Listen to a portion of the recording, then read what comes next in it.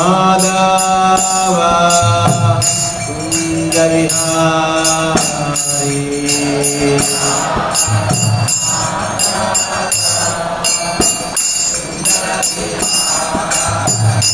Jaya Radha Madhava Kunja Vihari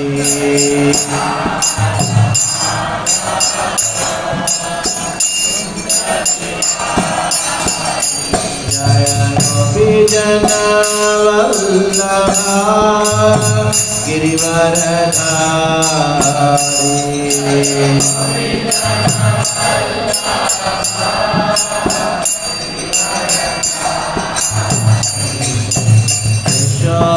Yashodanandana Vrajanaranjana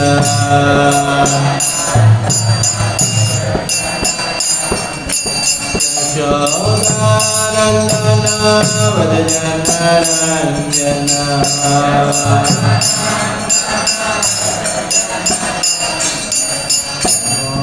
Natira Vanachari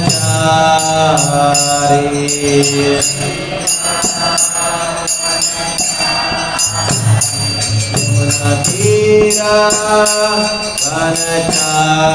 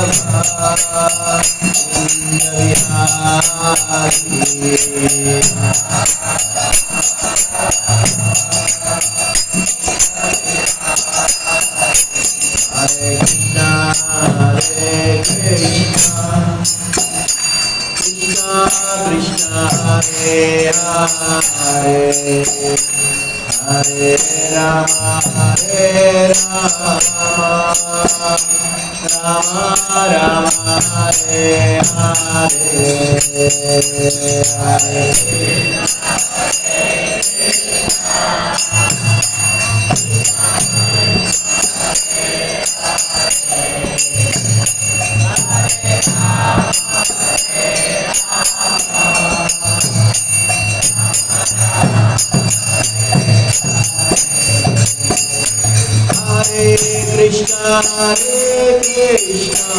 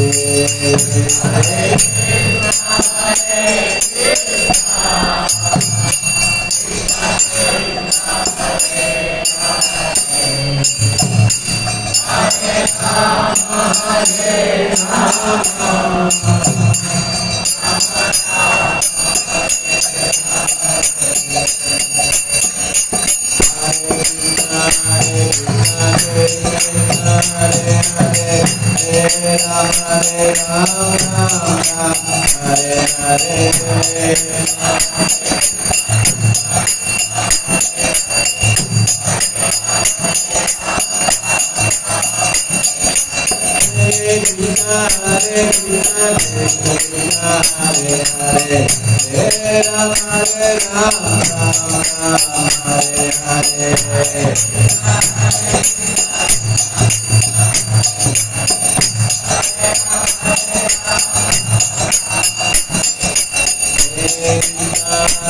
Krishna Krishna, Hare Hare, Hare Rama, Rama Hare Hare,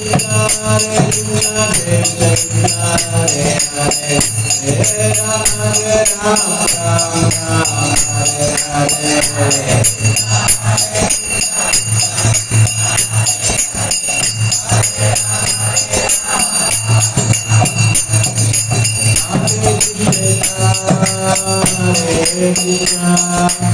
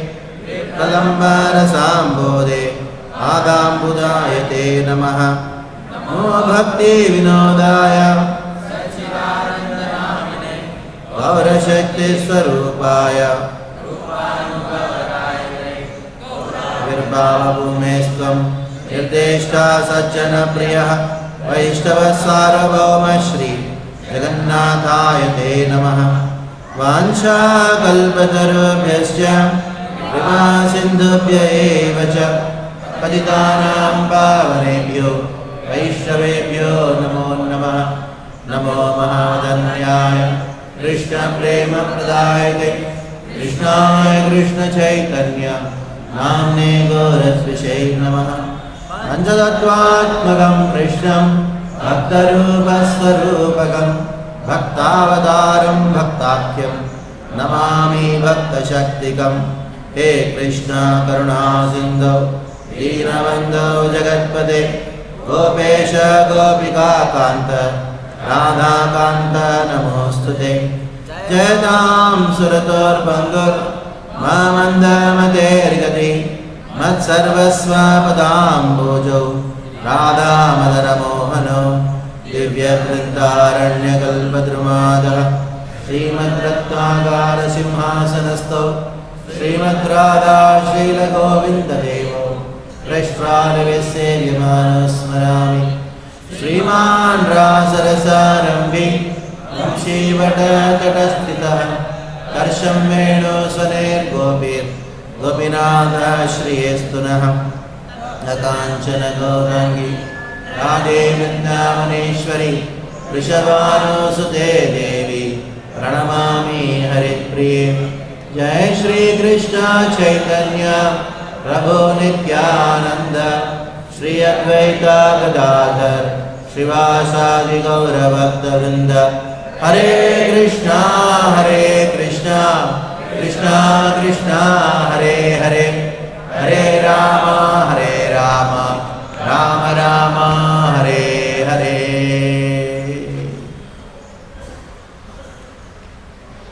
हरे कृष्णा।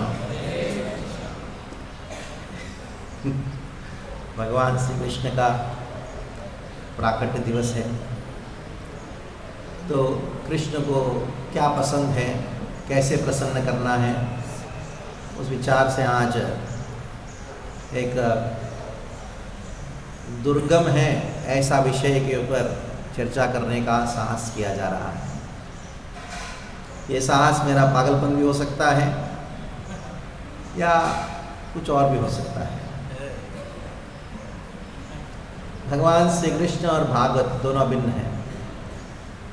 भगवान श्री कृष्ण के स्वरूप में और भागवत में कोई अंतर नहीं है।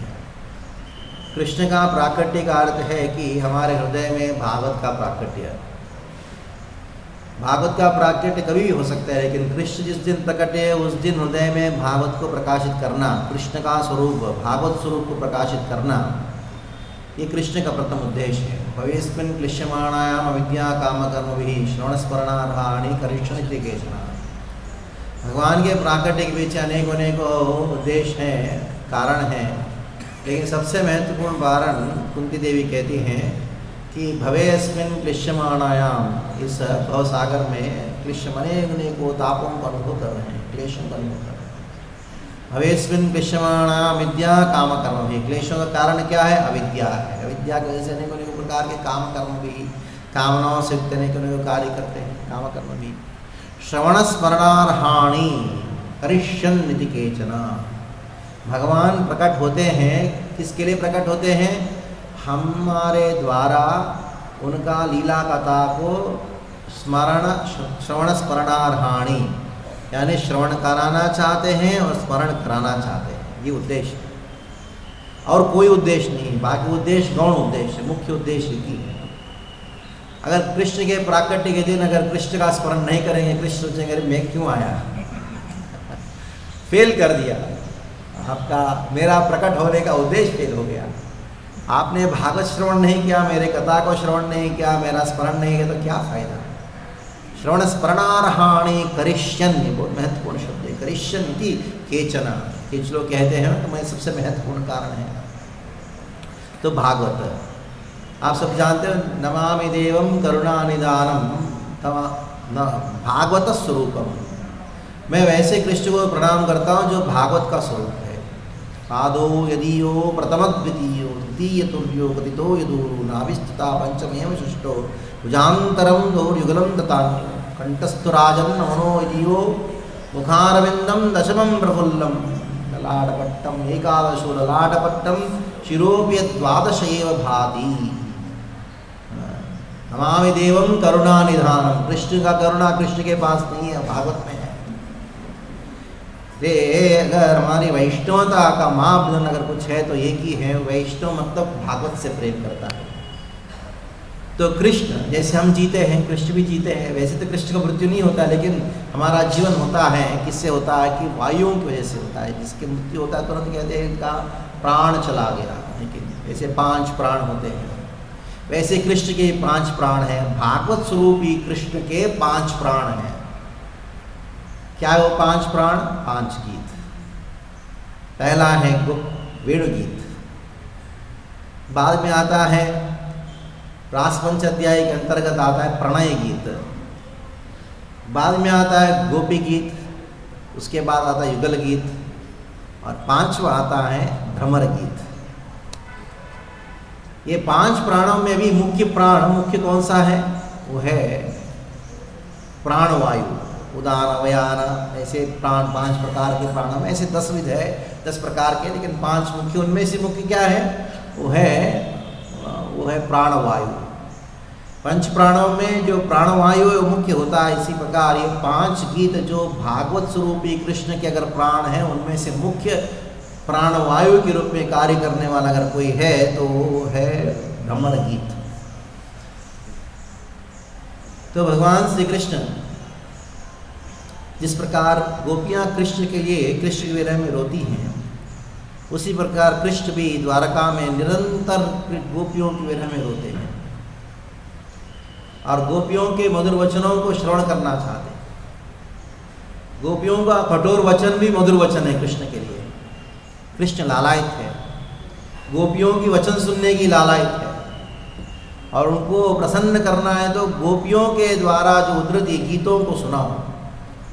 वेणु गीत है, गोपी गीत है, प्रणय गीत है, युगल गीत है और भ्रमर गीत है, उसको सुनाने से कृष्ण प्रसन्न होते हैं। जैसे वज्र साम्य सिंधु में गोसाई बात कहते हैं कि एक भक्त का जीवन का एक मूल आधार क्या होता है? एक ही चीज़ होता है, भजनीय परम पुरुष सुखम ही स्वसुखत्वम। जो कृष्ण का सुख ही मेरा सुख करके मान के चलता है वही भक्त है। और कृष्ण को ऐसा कौन सा चीज़ सुख देता है? क्या हमारे प्रार्थना सुख देता है कृष्ण को? हमारी दुख की व्यथा, कृष्ण ऐसा हो रहा है, ये हो रहा है, उसको सुख देता है? क्या बार बार आके क्या क्या सुनाते रहता है?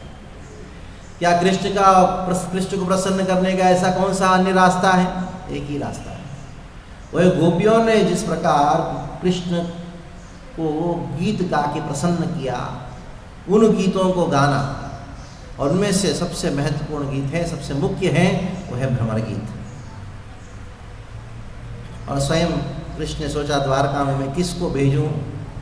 मेरी व्यथा इतना है गोपियों की विरह में, गोपियां मेरे विरह में कितनी व्यथा का अनुभव करती होंगी, उनको शांत करूंगा, सांत्वना प्रदान करूंगा, ऐसा विचार करते हुए सोच रहे थे मैं किसको दूत के रूप में भेजूं। तो भगवान से सोचा कि क्या मैं लक्ष्मी जी को भेजूं? नहीं हो पाएगा, ये तो गड़ हो जाएगा मामला। लक्ष्मी पत्नी को बोलेंगे जाओ, रुक्मिणी को बोलेंगे जाओ व्रज में जाओ, मेरे गर्लफ्रेंड से उनको समझाओ, नहीं हो पाएगा। तो ब्रह्मा जी, अरे ब्रह्मा जी तो बड़ा मैनेजर साहब है, इसको क्या समझ में आएगा प्रेम क्या होता है? संकर्षण मेरा स्वरूप है, नहीं समझ में आएगा। तो नारद जी वो तो कहीं भी जाता गड़बड़ करता है, उसको बहुत विचार किया, विचार करके उद्धव स्मरण में आए। तब भगवान श्री कृष्ण ने उद्धव को स्मरण किया, इसलिए उद्धव का गुणों को गान करते हैं सुखदेव गोस्वामी। वृष्टिनाम प्रवरो मंत्री कृष्णस्य दैतस्सखा श्रियो बृहस्पते साक्षात उद्धवो बुद्धिसत्तमा। उद्धव बुद्धिसत्तमा, उद्धव बुद्धिसत्तम है, बुद्धिमान है, ये समझ पाएगा। समझाने के लिए भेजे थे, लेकिन समझने के लिए भेजे थे। प्रेम होता क्या है? बृहस्पति के पुत्र होना, शिष्य होना उद्धव। बृहस्पति ने तुमको सारा वेद सिखाया, लेकिन प्रेम तत्व क्या होता है सिखाया नहीं। और प्रेम तत्व के गुरु केवल और केवल गोपियाँ हो सकती हैं, और कोई नहीं हो सकता है। जाओ सीखो। वेद गुह्य, वेदों के लिए भी जो गुह्य है वो सीखना है तो व्रज जाना पड़ेगा, व्रज गोपियों के मुख से सुनना पड़ेगा प्रेम होता क्या है।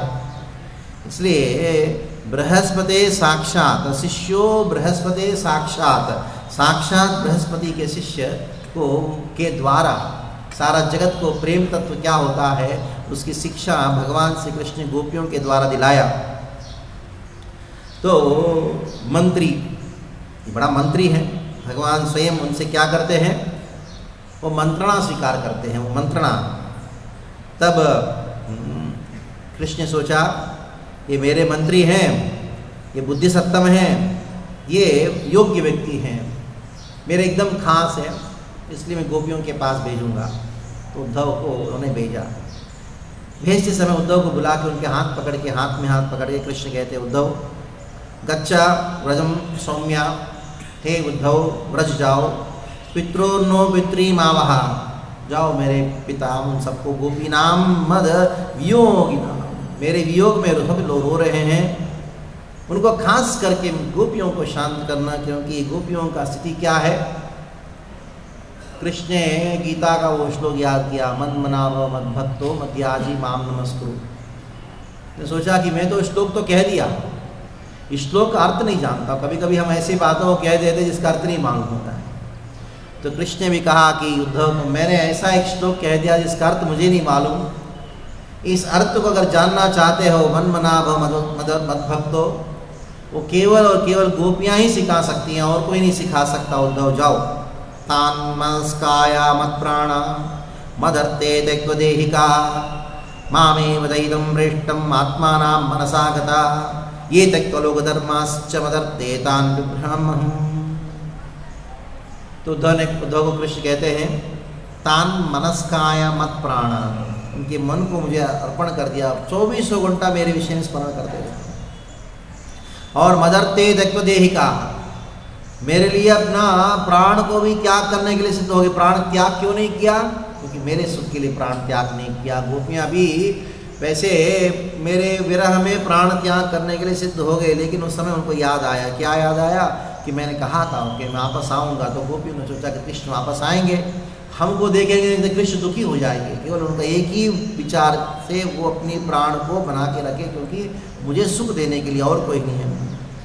मत प्राणा मदर्ते त्यक्त्वदेहिका मामेव दैतं प्रेष्टम, मेरे लिए उनके लिए मेरे लिए अलावा और कोई प्रिय नहीं है। आत्मा नाम मनसा गता, उनका आत्मा, उनका पूरा जीवन मनसा गता, ये त्यक्त लोक धर्म, मेरे लिए सब कुछ त्याग करने के लिए सिद्ध हो गए, लोक धर्म को त्याग किया। मदर्ते बिभ्याम्य हम मदर्ते, इसलिए मैं चाहता हूँ कि उनको रक्षा करना चाहता हूँ। उद्धव जाओ। तो उद्धव गोकुल जाते हैं। ये अध्याय का चर्चा नहीं करेंगे क्योंकि ब्रह्मण गीत का अगले अध्याय में आएगा। उद्धव गोकुल प्रवेश किया, गोकुल का वातावरण देखा। नंद महाराज यशोदा के पास जाके नंद महाराज यशोदा को कृष्ण के बारे में कहते हैं। नंद महाराज यशोदा आंखों में आंसू बहाते। उद्धव ने उन सबको, दोनों को शांत किया कृष्ण की महिमा को गान करते करते।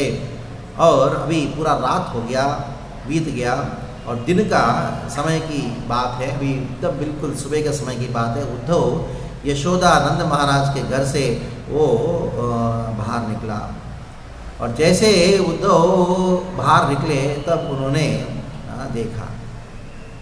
क्या देखा? दृष्टम श्रुतम भूत भवत भविष्यत, जो भूत भविष्य वर्तमान को जानने वाले हैं कृष्ण, उनके विषय में उद्धव बहुत अच्छी तरह से शांत करने के बाद अभी उनको मिलना था गोपियों से। गोपियाँ क्या कर रही हैं, उनका वर्णन। सुबह सुबह उठ के क्या कर रही है? उद्गायतीनाम अरविंदलोचनम व्रजांगनानाम दिव्यमस्पृहध्वनि। तो उद्धव को सबसे पहला ध्वनि सुनाई पड़ी। किसकी ध्वनि सुनाई पड़ी? उद्गायतीनाम अरविंदलोचनम। उद्गायतीनाम, जोर जोर से गान कर रहे। पहले भी गोपियाँ गान करती थी कृष्ण के विषय में। जब बच्चा रोता है ना माँ की विरह में, जब वो उस प्रकार का जो रो रहा है ना, आ करके रोता है, वैसे गोपियाँ कृष्ण विरह में, और विरह ताप को कुछ तो कम से कम शांत करने के लिए उद्गायतीनाम अरविंदलोचनम व्रजांगनानाम दिव्यम अस्पृहध्वनि। दिव्यम अस्पृहध्वनि, ऐसा ध्वनि उनका मुख से उत्पन्न हो रहा था। उसके साथ साथ में भगंसु च निर्मंतनम शब्द मिश्रितो, निर्मंथनम शब्द मिश्रितो, दही को मंथन कर रही है और उनके जो कंकण हैं, बैंगल्स हैं, उनका जो शब्दों से मिश्रित होके निरस्येत येन दिशाम मंगलम, निरस्येत येन दिशाम मंगलम, पूरा हर दिशा में जितने भी अमंगल है सारा मंगल को दूर करने वाला ऐसा ध्वनि को उन्होंने सुना। और जैसे सूर्योदय हुआ तो दूर से गोपियों ने देखा एक रथ आया है, सोने का रथ आया है और वो नंद महाराज के घर से वो आगे निकल पड़ा है। तो सारे गोपियों विचार करने लगे कस्याम इति चाब्रुवन, ये कौन सा किसका रथ होगा, कौन आया। तो तुरंत गोपियों ने सोचा अरे रे कंस ने क्या अक्रूर को भेजा है क्या, ऐसा लगता है कि अक्रूर आया है तो कंस का ये इच्छा पूर्ण करने के लिए आया है। वैसे तो वो मथुरा लेके चला गया, अभी किसको लेके जाने वाला है, क्या हमारे प्राणों को लेके जाने वाला है क्या, कि हमारे हम तो जाएंगे नहीं, वो अक्रूर आके हमको लेके जाएगा तो हमारा क्या जाएगा मालूम, व्रत से जाएगा तो हमारा मांस जाएगा, हमारा हड्डी जाएगा, लेकिन हम नहीं जाएंगे। ऐसा लगता है कि एक अक्रूर जो है ना, उसका नाम अक्रूर कौन दिया मालूम, ये क्रूर है, इतना क्रूर है कि ऐसा दुष्ट व्यक्ति का सेवा करता है। विचार ही कर रहे थे मन में, क्योंकि विरह में एक व्यक्ति दुखी होता है ना, वो कुछ भी सोचता है, डिप्रेशन में चले जाता है, बहुत नेगेटिव सोचता है। वैसे कृष्ण विरह में जैसे वो रथ देखा कि व्रज में तो इस प्रकार का रथ लेके आना ये सब चीज़ तो नहीं होता, तो वो तो मथुरा से आया होगा, मथुरा से कौन आया होगा, वापस अक्रूर को भेजा होगा, ऐसा सोच ही रहे थे। तो उसी समय उद्धव रथ से नीचे उतरे, उद्धव को दर्शन किए। अभी उद्धव को जब दर्शन किए, उद्धव का स्वरूप का वर्णन करते हैं सुखदेव गोस्वामी। ये भागवत का 47वां अध्याय, 10वां स्कंद का 47वां अध्याय, इसके अंदर भ्रमर गीत होता है, उसके जो भूमिका है उन श्लोकों को सुनाऊंगा। तो गोपियों ने उद्धव को दर्शन किया। तम वीक्ष कृष्णानुचरम व्रजश्रियः वजस्त्रियः, व्रजस्त्रियः वीक्ष्या, उन्होंने देखा, दर्शन किया किनको, कृष्णानुचरम, कृष्ण के अनुचर उद्धव है। प्रलम्बद बाहुं नवकंजलोचनम, कैसे थे उद्धव, प्रलम्ब बाहुं, और उनके हाथ बहुत लंबे थे। नवकंजलोचनम, कृष्ण के जैसा, दूर से कोई उद्धव को दर्शन करता है तो तुरंत कृष्ण का ही स्मरण होता है, कृष्ण जैसे ही, कृष्ण के जैसे वस्त्र पहनते। क्यों मालूम है, कृष्ण जो पहना है वो वस्त्र का उचित ग्रहण करते हैं और कोई नया कपड़ा नहीं पहनते। उद्धव इतने बड़े मंत्री है, नया कपड़ा नहीं पहनते। लोग बोलते हमको नया कपड़ा चाहिए, नया कपड़ा नहीं, नया कपड़ा क्या है, कृष्ण को समर्पित किया हुआ वस्त्र को धारण करना चाहिए। उद्धव ने ऐसे धारण किया। पीताम्बरम पुष्करमालिनम लसन, पीताम्बरम पुष्करमालिनम, पुष्कर माला को धारण किए, लसन मुक्तारविंदम परिमृश्य कुंडलम, मुक्तारविंदम परिमृश्य कुंडलम, बहुत सुंदर कुंडलों को धारण किए। और तो दूर से गोपियों ने देखा है कि कृष्ण है क्या, सुविस्मिता कोयम अपीव दर्शना, विस्मित हो गए, कृष्ण जैसे लग रहा है, कृष्ण है क्या, नहीं कृष्ण नहीं है।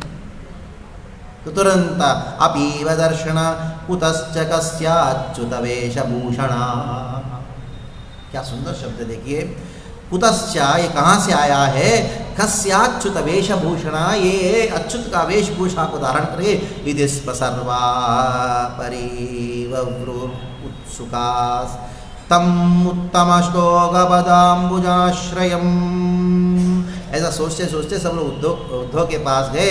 तो कौन है उद्धव, उत्तम श्लोकपदाम्बुजाश्रयम्, जो भगवान श्री कृष्ण का चरण कमलों का आश्रय ग्रहण किया है ना, उनको ये मौका मिलता है। क्या मौका मिलता है, कृष्ण कहते जाओ, मेरे चरण का आश्रय ग्रहण किया ना, तुम जाओ। ये कहाँ जाओ, गोपियों के पास जाओ, जानो प्रेम क्या होता है। तो उद्धव को इस महासौभाग्य प्राप्त हुआ, कृष्ण भक्ति का, कृष्ण का शरण लेने का महासौभाग्य। उसका फल क्या है, फल है कि गोपियों का पदचिन्हों में चलने का सौभाग्य प्राप्त होना, ये कृष्ण का शरणागति का भाग्य है। तो इतना बड़ा सुंदर व्यक्ति है। तो कौन है, कहाँ से आया है, किसका सेवक है, तो कृष्ण जैसा दिखाई पड़ रहा है। तो ऐसा सोचते सोचते गोपियाँ तो बड़े दैन्य भाव से नज़दीक में गई, अपना सर झुकाते हुए तम प्रश्ययेनान्मता सुतकृतं सुसत्कृतं सव्रीडहासे क्षणसूनृतादिभिः। तो गोपियाँ वो बहुत दैन्य भाव से और मुस्कुराते हुए वो बड़े सुंदर शब्दों के द्वारा उद्धव को कहने लगी। कैसे, कहाँ जाके कहने लगी? रहस अपृच्छन् उपविष्टम आसने, एक रहस्य स्थान में लेके गई और उपविष्ट आसने एक बहुत सुंदर आसन दिया। विज्ञाय संदेश हरम रमापते। तो गोपियों ने सोचा कि कृष्ण ने हमको कुछ संदेश भेजा होगा। रमापते, तो रमापते शब्द के द्वारा सुखदेव गोस्वामी ने गोपियों को पक्ष लिया, कहा अभी देखो कृष्ण रमापते कौन, गोपीनाथ था, गोपियों के पति राधापति कृष्ण जो है अभी रमापते लक्ष्मीपति हो गया है। तो देखते हैं क्या उद्धव क्या संदेश लेके आया है। ऐसा विचार करते हुए गोपियों ने उद्धव को कहा कि उद्धव जानीमस्त्वं यदुपते पार्षदं समुपागतं रात्रेह प्रेषिता पित्रो भवान् प्रियचिकीर्षया। हे उद्धव, हम जानते हैं कि आप कृष्ण के आप सेवक हो, कृष्ण आपके पति है, और पार्षदं समुपागतं, तुम आप कृष्ण के पार्षद हो, हम जानते हैं। यदुपते, वैसे तो कृष्ण तो हम जानते हैं कृष्ण तो गोप है, लेकिन पता नहीं कृष्ण चला गया जाके अभी उनको यदुपति बन गया। क्या कभी कोई बड़ा पोस्ट मिलता है ना तब भूल जाते हैं, हमारी स्थिति ऐसी है। अभी कृष्ण यदुपति बन गया ना, अभी तो हमारे साथ बाल बाल था, घूम रहा था, इधर उधर घूम रहा था। जैसे किसी को थोड़ा बड़ा पोस्ट मिलता है तो पहले लोगों को भूल जाते हैं, ऐसा स्वभाव है, कृष्ण का भी ऐसा स्वभाव है। ये पूरे गोपियों की ये जो स्तुतियाँ हैं इसको व्याज स्तुति कहा गया है। व्याज स्तुति मतलब क्या है? निंदा करते हुए स्तुति करना, इसको व्याज स्तुति कहा गया है। जैसे बड़ा पोस्ट मिल गया, हमको भूल गया। कृष्ण प्रेम का महिमा को गान करते हैं, लेकिन कैसे कृष्ण निंदा करते, कृष्ण प्रेम की महिमा को गान किया जा रहा है। देखो आया होगा, भेजा होगा, हमको मालूम है भेजा होगा, किसके लिए भेजा होगा मालूम है? उनकी माता पिता के विषय भेजते हैं, क्योंकि माता पिता जो है ना बड़े बड़े साधु लोग भी भूल नहीं पाते हैं। हमारे लिए थोड़ी ना, हमको थोड़ी ना पूछता होगा, ये ऐसा लगता होगा कृष्ण ने भेजा है। भ्रात्रेण प्रेषिता पित्रोर भवान प्रिय चिकीर्षया, भगवान प्रिय चिकीर्षया, और एकदम बिल्कुल एक योग्य व्यक्ति को चुना आप जो उनके कार्य को सिद्ध कर सकते हैं। मैं जानता हूँ कि आप बड़े बुद्धिमान हो, कृष्ण भी बड़े बुद्धिमान है, इसलिए आपको चुना है। जाओ, आपने शांत कर दी ना, नहीं जाओ। फिर भी क्या करें? अन्यथा गो व्रजेतस्य संसार स्मरणीयं च चक्ष्महे स्नेहानुबन्धो बन्धूनां मुनेरपि सुत्यजा। स्नेहानुबंधो बंधूनां मुनेरपि सुत्यजा। मुनेरपि, बड़े बड़े साधु लोग हैं ना, उनको भी माता पिता को भूलना बहुत मुश्किल होता है। हाँ, कृष्ण ने भेजा होगा यशोदानंद महाराज को शांत करने के लिए, तो उनको याद आता होगा। मुझे ऐसा नहीं लगता कि वो कृष्ण हमको स्मरण करते होंगे, तो आप हमारे लिए आए हो। अन्येषु अथ कृता मैत्री यावदर्थ विडम्बनम कुंभिस्त्रीषु कृतायद्वत् सुमनस्वा इति शतपदैः। तो वैसे जो है शास्त्र में कहा, कोई मान लो कि कोई कहे नहीं नहीं कृष्ण तो आपको स्मरण कर रहे, तुम लोगों को मालूम है, केवल तुम्हारा ही नहीं हम सबको स्मरण कर रहे हैं, ऐसा कोई कह सकता है? नहीं। गोपियाँ कहती नहीं नहीं, मान लो होगा। कृष्ण के साथ हमारी मित्रता थी, बहुत बहुत हमने खेले कूदे रास किए, सब कुछ किया, लेकिन संसार का रीति है। क्या रीति है मालूम है? इस संसार में कुछ भी संबंध होता है ना, सारा संबंध के पीछे कुछ ना कुछ स्वार्थ रहता है। वो स्वार्थ जैसा पूरा हो जाता है, वो चला जाता है। जैसे देखो एक मधुमक्खी, मधु क्या करता है, भ्रमर क्या करता है, वो जैसे एक पुष्प के पास जाके थोड़ा सा वो उधर का जो रस है उसको लिया, लेते निकल जाता है, दूसरा पुष्प पे चले जाता है। इस संसार में मित्रता नामक कोई चीज़ नहीं है, हर चीज़ स्वार्थ के ऊपर आधारित है। देखो अभी क्या करें, हम तो एक सुंदर पुष्प के समान हैं, वो एक कृष्ण एक मधु के समान है, एक भ्रमर के समान है। वहाँ के हमारा तो ना वो जो मधुरिमा था, हमारे जो अवस्था था, सुंदरता, उसको आस्वादन करके कृष्ण चला गया। देखो इतना ही नहीं, और भी उदाहरण बहुत देते हैं। ये संसार का रीति ऐसा है, विश्वम त्यजन्ति गणिका। जैसे एक वेश्या त्याग कर देती है, जैसे एक पुरुष है उसके पास धन खत्म हो जाता है, वेश्या त्याग कर देती है उसको। अकल्पम नृपतिम प्रजा, जैसे कोई एक राजा है और वो राजा वो निकम्मा हो जाता है, उसका बुद्धि काम नहीं करना बंद कर देता है, उसका हाथ पैर टूट जाता है, तो प्रजा उसको छोड़ देते तो दूसरा राजा बुलाते हैं। और जैसे कोई गुरु है, अपना शिक्षा दे दिया और शिष्य लोग क्या करेंगे, दंडवत करेंगे, थोड़ा बहुत 2-4 पैसे गुरु से वो निकल जाते हैं। और जैसे कोई गुरु जी आए, पंडित जी आएंगे, क्रियाकांड किया, सब कुछ किया, आशीर्वाद दिया, दक्षिणा लिया तो गया, बस हो गया खत्म हो गया। भी संसार में ऐसा द्विजो दत्त दक्षिणम। ये कृष्ण ने जिस कृष्ण ने संसार को सृष्टि किया उसका स्वभाव ऐसा ही होगा ना, जिसका स्वभाव उसी के अनुसार होता है, उन्होंने कर दिया। इतना ही नहीं, प्रकृति में देखो, खगवीदवदम वृक्षम फलम वृक्षम, एक वृक्ष के ऊपर बहुत सारे पक्षियां रहती, लेकिन वो वृक्ष में जैसे फल खत्म हो जाता है, एक भी पक्षी दिखाई नहीं पड़ता।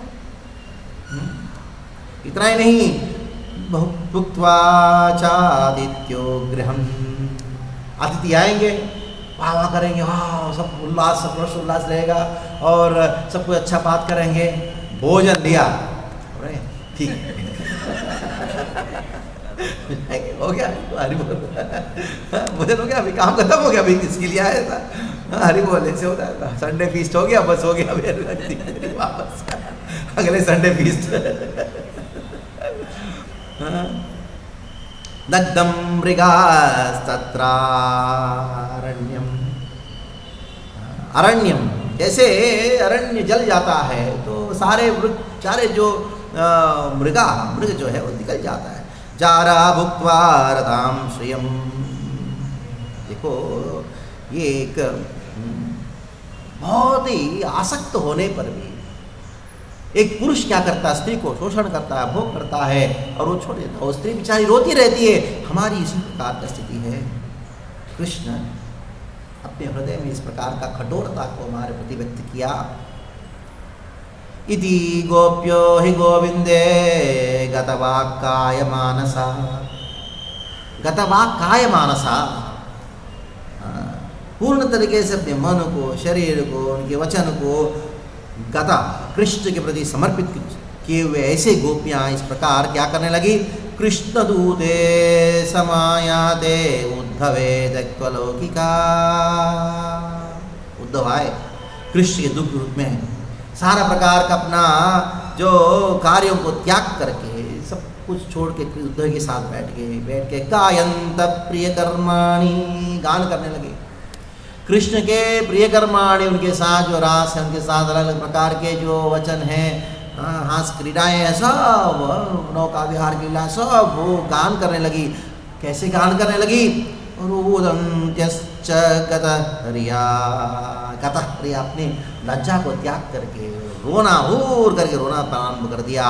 तस्य संस्मृत्य यानि कैशोर बालयो, तस्य संस्मृत्य, बार बार स्मरण करके, संस्मृति शब्द को 2 बार उच्चारण करते सुखदेव गोस्वामी।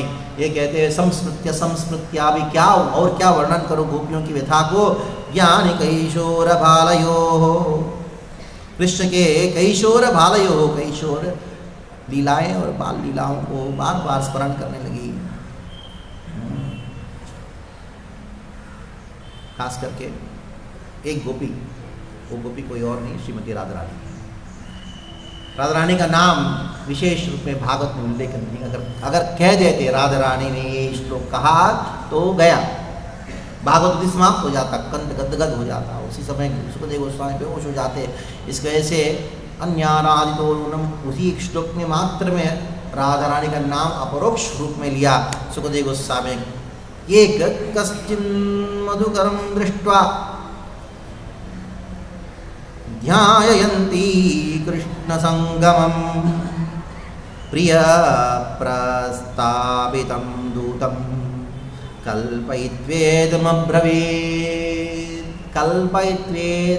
कल्पयति इदम अब्रवीत। इस प्रकार वो गोपी बोलने लगी। कश्चिन मधुकरम दृष्ट्वा, मधुकरम एक भ्रमर को एक देखा राधा रानी ने, देख के ध्यायन्ती कृष्ण संगमम, कृष्ण के साथ उनका जो संगमम, उनके जो लीलाएं हैं, कृष्ण के साथ बैठना उठना, लीलाएं करना, नृत्य करना, कृष्ण को श्रृंगार कर रहे हैं राधा रानी, कृष्ण के साथ हास प्रयास करना, सारी लीलाओं को एक साथ। विरह में क्या होता है, भक्त के मन में एक लीला का स्मरण एक समय में होता है स्वाभाविक तरीके से, लेकिन अनेकों लीलाओं का स्मरण, अनेकों स्वरूपों का स्मरण एक क्षण में आ जाता है, वो विरह में इस प्रकार का स्वभाव रहता है। ध्यायन्ती कृष्ण संगमम प्रिय प्रस्तावितं दूतम, तो सोची कल्पिता विचार करने लगे, कृष्ण ने ये भ्रमर को भेजा है,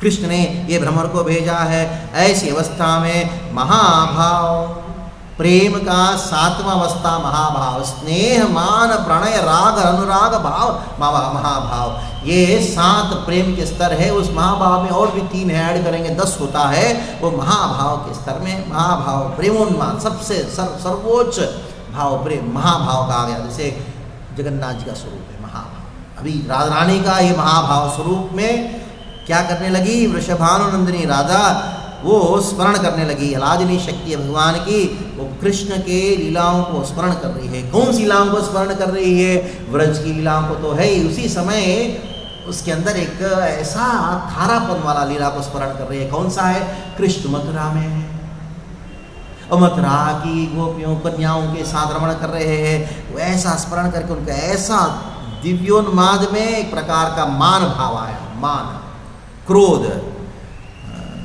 तो ऐसा लगता है कृष्ण ने ये दूत को भेजा है, वो उधर रमण कर रहा है कृष्ण और मुझे शांत करने के लिए दूत को भेजा है। ऐसा विचार करते हुए राधा रानी के मुख से उत्पन्न हुआ ये भ्रमर गीत। 10 श्लोक है। हम लोग सुना होगा शब्द प्रजल्प, प्रजल्प सुना होगा, प्रजल्प करके सुना होगा। जल्प, चित्रजल्पाणी, दशविध चित्रजल्पाणी, 10 प्रकार के ये जल्प होते हैं और ये 10 श्लोकों में 10 प्रकार के जल्प है। हमारा प्रजल्प है, हमारा जल्प जो है नरक लेके जाता है, लेकिन जो व्यक्ति ये राधा रानी के मुख से उत्पन्न हुआ जल्प सुनता है, प्रजल्प सुनता है, उसको प्रेम प्राप्त होता है। इसलिए ये प्रजल्प त्याग करो और राधा रानी का जल्प को श्रवण करो। क्या हो ये जल्प क्या है, ये दशविध जल्प क्या है, रूप गोस्वामी पाद अपने उज्ज्वल नीलमणि नामक ग्रंथ में उसको उल्लेखन करते हैं। प्रजल्प, परिजल्प, विजल्प, उज्जल्प, संजल्प, अवजल्प, अभिजल्प, आजल्प, प्रतिजल्प, सुजल्प। ये जल्प के पीछे आप प्रीफिक्स रख दो 10 प्रकार का। क्या है वो, प्रा, परि, वि, उज, आवा, अभि, आज, प्रति, सु, ये 10 डाल दो प्रजल्प। हम लोग प्रजल्प मत करो, लेकिन राधा रानी का प्रजल्प कौन रोक पाएगा। ये प्रेमोन्माद में उस प्रकार के दिव्योन्माद का ये विशेषता है। इस प्रकार के ये 10 प्रकार के जल्प, इसको चित्रजल्पाणी कहा गया, चित्रजल्पाणी। और उनका उल्लेखन इधर बहुत सुंदर तरीके से व्याख्यान किया जा रहा है। राधा रानी के मुख से मान भाव से उत्पन्न हुआ जो शब्द है, और हमारे आचार्य भी कहते हैं कि वो मधु कोई और नहीं था, मधुसूदन ही था।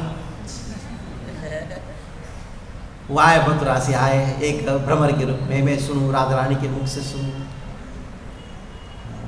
श्रृंगार रस में जब क्रोध में कुछ वचन उच्चारण किया जाता है, वो क्रोध का वचन जो है वो अच्छा लगता है।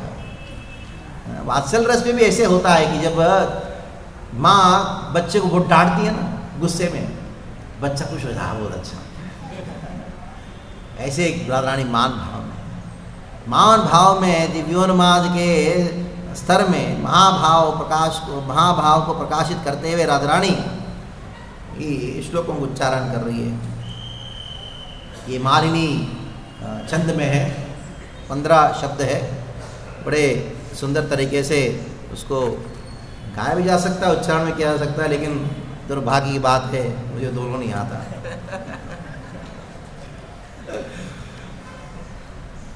मधुपगैटबबन्धो मास्पृहाङ्घ्रिं सवत्या कुचविलुतमाला कुङ्कुमस्संशुभिर्नः वहतु मधुपतिस्तं मानिनीनां प्रसादं यदु सदसि विडम्ब्यं यस्य दूतस्त्वं निद्रिक्। ये 15 अक्षर है उसके अंदर, पहले 8 और बाद में 7। हमारे पंडित जी बैठे हुए हैं, सुबह सुबह कहा मुझे तो पंडितों की आवश्यकता है। तो इधर श्रीमती राधा रानी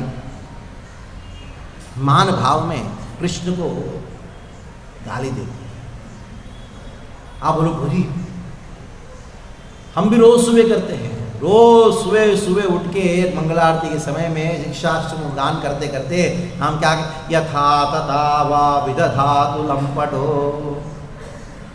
यूपी बिहार वालों को अगर कोई अगर लंपट, वो आपको खून कर देगा, मार देगा, इतना बड़ा भयानक गाली होता है लंपट शब्द जो है। और हम क्या करते हैं, रोज सुबह सुनाते हैं। हाँ, कृष्ण का गुणगान हो रहा है, क्या गुणगान हो रहा है, लंपटो। क्योंकि राधा ने कहा, ये आखिरी श्लोक जो है शिक्षाष्टकम का, वो स्वयं श्रीमती राधा रानी के मुख से उत्पन्न हुआ श्लोक है। और उसमें क्या कहती है, लंपट करती हैं। उसी प्रकार मधुपगैटबबन्धो, कीटावा का अर्थ क्या है, तुम धोखेबाज हो, धोखेबाज हो, धोखा देने में तुम्हारे जैसा कोई है नहीं। तो ये भ्रमण करते करते वो राधा रानी के चरण कमलों के पास आया, और देखते ही राधा रानी ने लिखा, एक किताब बंदो, एक तुम किसके बंधु मालूम है, एक धोखेबाज के बंधु हो।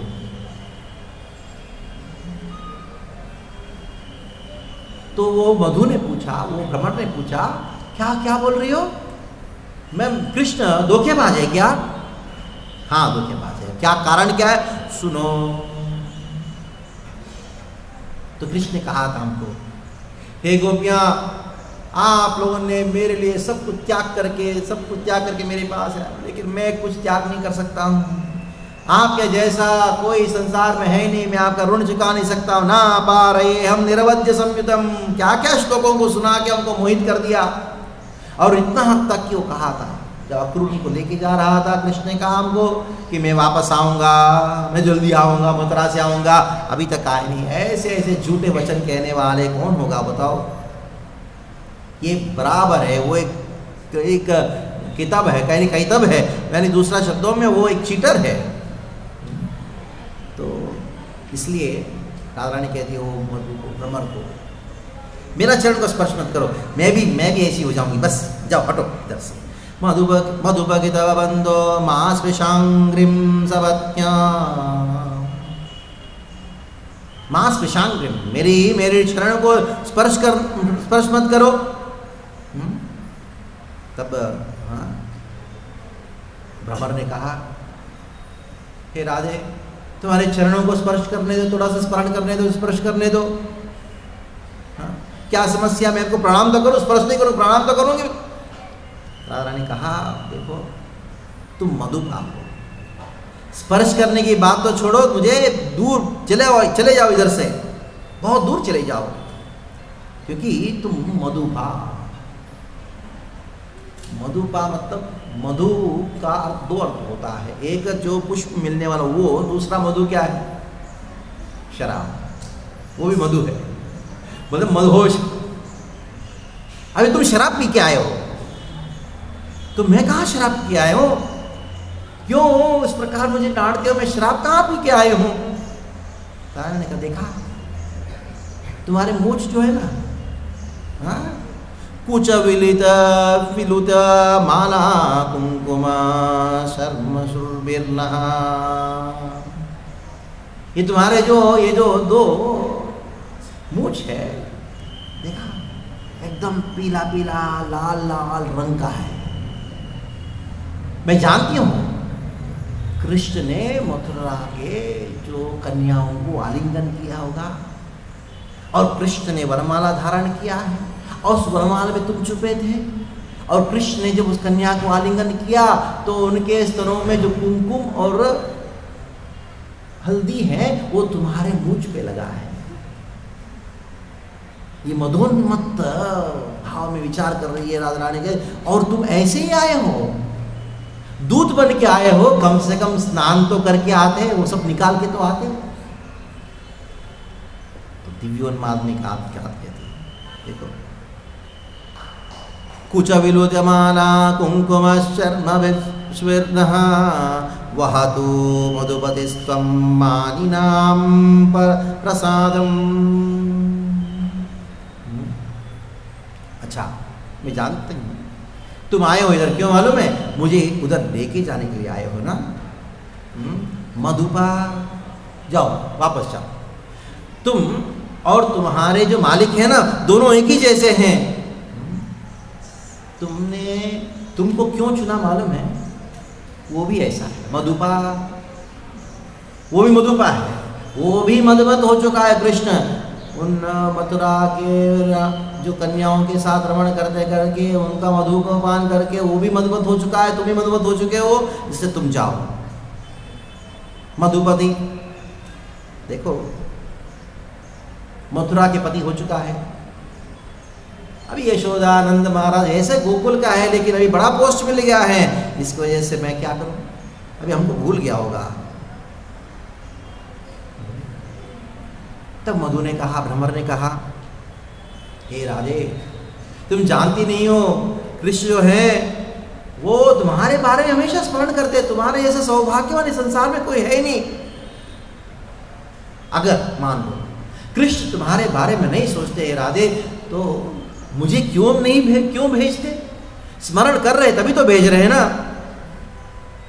तब यदु सदसि विडम्ब्यम यस्य दूतस्तमिद्रक, यदु सदसि विडम्ब्यम, देखो यदु सदसि, यदु में यदुवंशी जो लोग हैं, वो जो बड़े राजा लोग जो है ना, वो कृष्ण को निंदा करेंगे, इसके वजह से तुमको दूतस्त्वमिद्रक, तुमको दूत के रूप में भेजा है कृष्ण। मुझे मालूम है कृष्ण बड़े चालाक है, क्योंकि लोग कहेंगे कृष्ण ने माता पिता को भूल के उधर मथुरा में बैठ के रमण कर रहा है करके, सब लोग उनको बहुत निंदा करेंगे। तो कृष्ण ने सोचा, अरे निंदा करेंगे ना, इससे क्या करना है मुझे मालूम है, भेजना है, एक दूत को भेजना है। इसलिए भ्रमर, तुम दूत बन के आए हो, जानते हो कृष्ण को? तुम क्या जानते हो? तुम तो नए हो, मथुरा में भी गए हो, कृष्ण के बारे में हमसे पूछो ना, कृष्ण के बारे में A to Z हर चीज़ जानते हो। कृष्ण अपने बारे में नहीं जानते, वो भी हम जानते हैं। इसका बुद्धि इतना है ना, वो तुमको इसलिए भेजा है ताकि सबको दिखाओ, देखो देखो मैं अपने माता पिता से प्रेम करता हूँ, ऐसा नहीं कि मैं भूल गया उनको। हमारे लिए थोड़ी ना तुम आए हो, तुम आए हो किसके लिए आए हो? मेरी माता पिता को, कृष्ण की माता पिता को सांत्वना करी, वो भी औपचारिकता है, मैं जानता हूँ उनको। हमको मालूम है माता पिता को उल्लू बना के हमारे साथ घूमता था कृष्ण। अब वो अभी दुनिया को उल्लू बनाने बैठा है, अभी दूतस्तमिद्रक, इसलिए तुमको एक दूत के रूप में भेजा है। अरे क्या करे, वो भी एक मधुपा है और तुम भी मधुपा हो, मधु को पान करने वाला राधा रानी दिव्योन्माद में। ये पहले वाला श्लोक है जो भ्रमर गीत का पहला श्लोक में, ये कौन सा? प्रजल्पा, ये प्रजल्प कर रही है, दिव्य प्रजल्प कर रही है मान भाव में। ये प्रजल्प का लक्षण इस प्रकार के होता है, प्रजल्प सतु कीर्ति कीर्त्यते, प्रजल्प सतु कीर्त्यते, इसको प्रजल्प कहा, किसको कहा जाता है? आसूर्यीर्ष्या मद युज्या, असूया, असूया जिसके पास असूया है, ईर्ष्या, मद, युज्यो अवधीर्ण मूर्ध्या, कृष्ण को कैतबा या कितबा, ये शब्द यानी चीटर, धोखेबाज कह के राधा रानी क्या कह रही है? मान भाव में वो असूया को प्रकाशित कर रही है। सबत्या ईर्ष्या, तुम कृष्ण मथुरा के जो कन्याएं उनके साथ रमण कर रहे होंगे, ऐसा सोचते सोचते ईर्ष्या को अनुभव कर रही है। मां स्पर्शांग्रिम, मेरा चरण को स्पर्श मत करो, ये मत, तुम होते कौन हो, मेरा स्पर्श, जाओ ये गेट लॉस्ट, ये बोल रही है। वह तो राधा इस प्रकार अवधीरणम, यानी अवधीरणम मतलब डिसरेस्पेक्ट, अनादर, ये सब अवगुण है। लेकिन रूप गोस्वामी पाद कहते हैं ये प्रजल्प है, दिव्य प्रबल प्रजल्प है, अद्भुत प्रजल्प है। अभी ये भ्रमर ने कहा, हे राधे, ये मेरे दो मूंछ है ना, ऐसा नहीं कि वो कृष्ण ने आलिंगन किया मथुरा की कन्या के साथ और मैं वो वनमाला में था और उन कन्या के स्तन के कुमकुम और हल्दी का स्पर्श हो, नहीं है, ये मूंछ मेरा ऐसा ही रहता है, स्वाभाविक है। मैं क्या करूं, मैं तो एक भ्रमर हूं, तो ये ऐसा नहीं है। देखो मैं कहना चाहता हूँ, मैं आपको ये बात सुनो कि गुस्सा मत करो, कृष्ण जो है वो कोई भी मथुरा के स्त्री उसको भा नहीं सकती है, वो किसी को देखते भी नहीं है, स्वप्न में भी केवल आपका स्मरण करते, मैं वादा करता हूँ। तो राधा रानी दूसरे श्लोक को कहती है, अच्छा अगर ऐसा है तो कृष्ण क्यों चला गया? सकृतरसुनां स्वां मोहिनीं पायित्वा सुमनसैव सद्यस्त्यजसे स्मान् भवात्रिक परिचरति कथं तत्पादपद्मं नु पद्मा ह्यविवदहृतचेता हि उत्तमश्लोकजल्पैः। सकृतरसुनां, हमारा अधरा सुधा को सकृत, एक बार उन्होंने क्या किया, कृष्ण ने हमारे अधर सुधा को पान किया, चूम के पान किया। ऐसे तो कृष्ण ने राधा रानी गोपियों कितनी बार चूमा होगा, लेकिन राधा रानी दिल की उन्नति की एक ही बार किया, क्योंकि इतना प्रेमावेश विरह में एक बार, अनेकों बार हुआ है, अनेकों बार चुमन हुआ, लेकिन सकृत सुदाम एक बार करके स्वाम मोहिनी पायित्वा, तुमने क्या किया, हमारा अधर सुधा को एक बार पान करके वो हमको छोड़ के चला गया।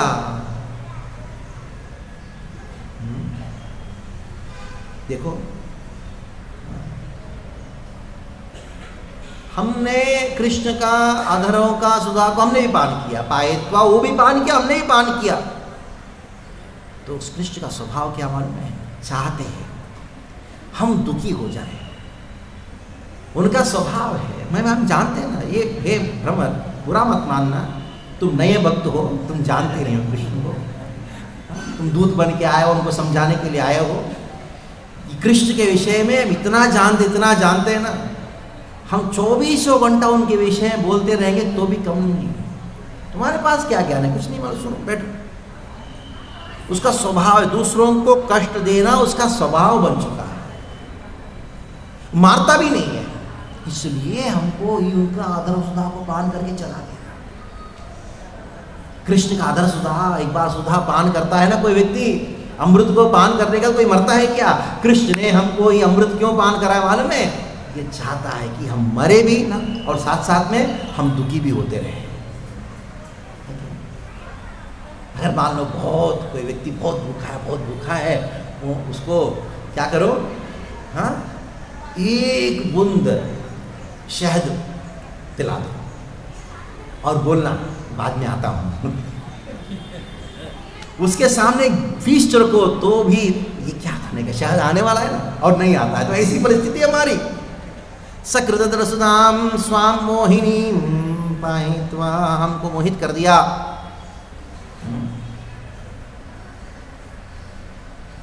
सुमन इव सद्यस्त्यजस्मां भवाद्रिक। देखो, तुमको इसके बारे में वर्णन करने की जरूरत नहीं भ्रमर, क्यों मालूम है, तुम भी ऐसी करते हो ना। हाँ, जानते हो तुमने क्या किया, तुम करते क्या हो, भ्रमर करता क्या है। भ्रमर जाता है एक पुष्प के पास जाता है और पुष्प थोड़ा सा लेता है, हाँ, उसको मधु को छिकता है और चले जाता है। तब भ्रमर ने पूछा, अच्छा इतना दुष्ट है कृष्ण, इतना अच्छा जानते हो कृष्ण को, इतना दुष्ट है, फिर उनको क्यों चाहते हो, उसकी वजह से क्यों रोती हो। तब राम ने कहते, मोहिनी क्या करे, ये अधरसता का स्वभाव क्या है, हमने उनको पान किया, ये अमृत के समान हमको मरने भी नहीं देता, और साथ साथ में हमारा बुद्धि को मोहित कर दिया, भ्रष्ट कर दिया, क्या करे। मोहिनी, कृष्ण का धर्म का सुधा को पान करके हम मोहित हो गए। देखो कृष्ण को क्या पसंद है, क्या पसंद नहीं है, ये कोई नहीं जान सकता।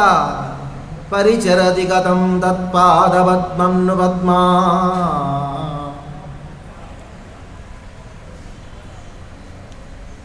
देखो वो भ्रमर कहती है, भ्रमर राधा रानी से, कृष्ण ने आपको त्याग किया तो किसका गलती है। हो सकता है कभी कभी मैं मधुपान करने जाती हूँ, मैं जाके मैं क्या करूँगी, उधर थोड़ा सा पुष्प में थोड़ा मधु लिया और ख़त्म होने के बाद क्या करना पड़ता है, ऐसे कृष्ण कर दिया होगा।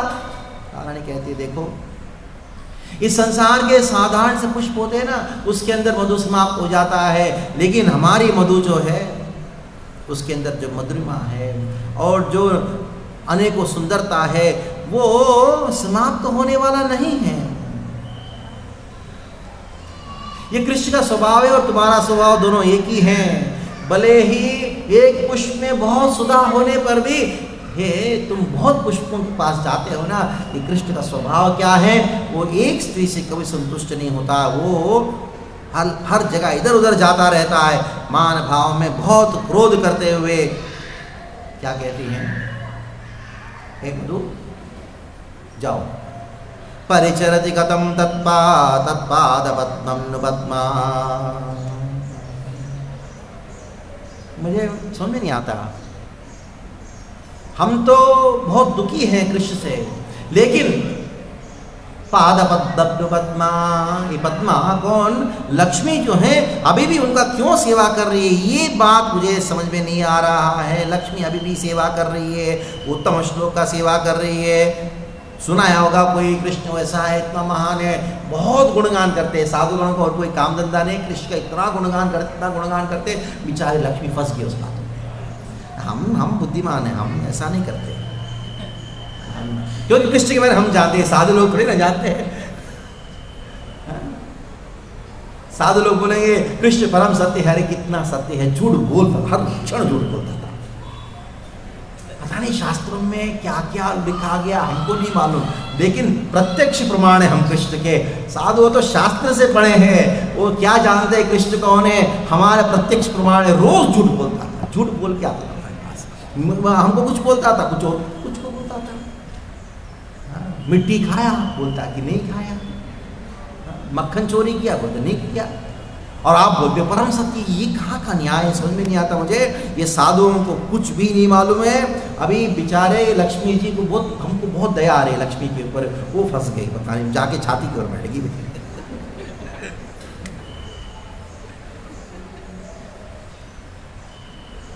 इस श्लोक में परिजल्प चल रहा है। परिजल्प विषय में कहा गया है, भंग्या स्यात् परिजल्पम प्रभोर निंदयता शाट्या। निंदयता प्रभु का निंदा करना, और शाट्या उनको दंड देना, और उनके जो चतुर स्वभाव है, उनके अंदर जो चतुर स्वभाव उसको सबको व्यक्त करना, निर्दय करके बोलना, तुम्हारे जो प्रभु को कृष्ण को निर्दय बोलना, और कृष्ण का जो स्वभाव है चंचलपन को प्रकाशित करना। कृष्ण बिल्कुल निर्दय होने के साथ साथ में कृतज्ञता नामक चीज नहीं है, यानी कृष्ण को ऐसे ऐसे अपशब्दों से स्तुति करना, इसको क्या कहा गया है? परिजल्प कहा गया है। अभी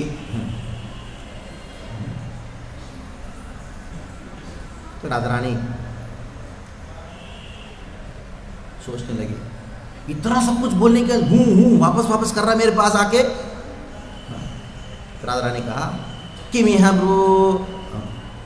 बहु संशडंग्रे गायसी त्वं यदूनाम् अधिपतिम् अग्रतो नः पुराणम् विजये सकसखीनां गीयतां तत्प्रसंगः क्षपति कुचरजुस्ते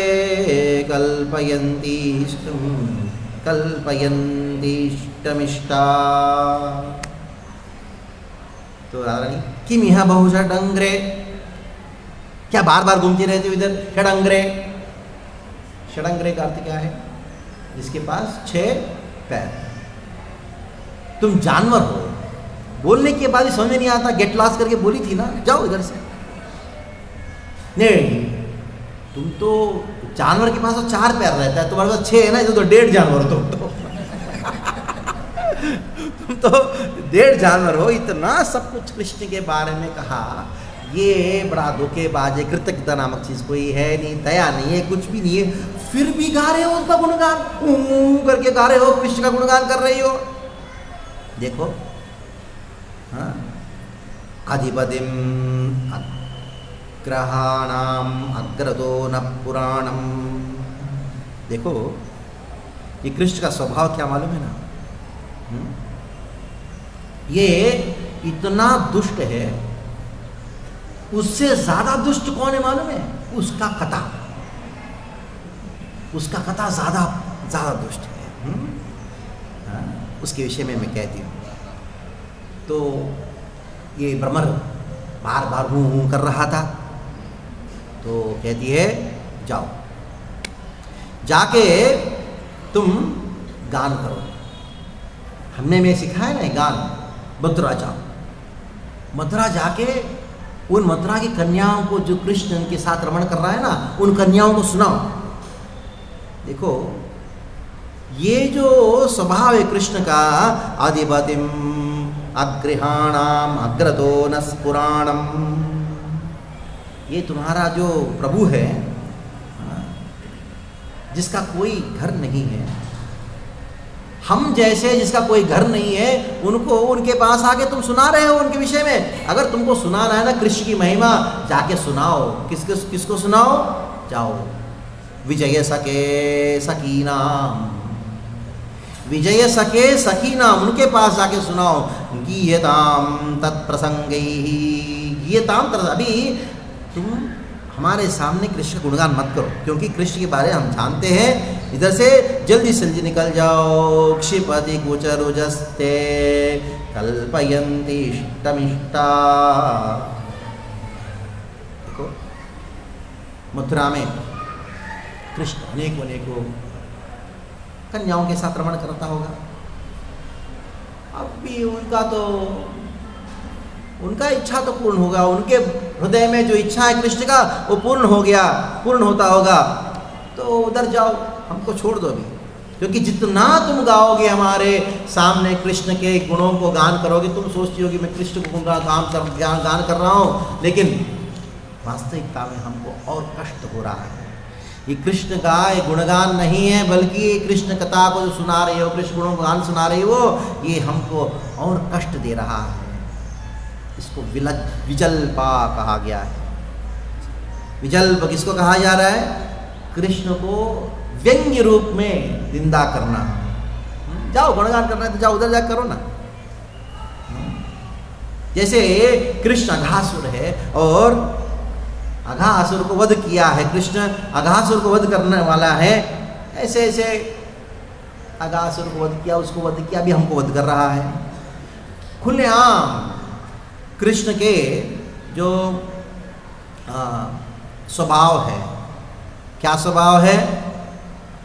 उनका जो धोखा देने के स्वभाव है इत्यादि चीज़ें स्वभाव है, खुलेआम सबके सामने व्यक्त करना, उसको कहा गया है विजल्पो विदुषाम मतः।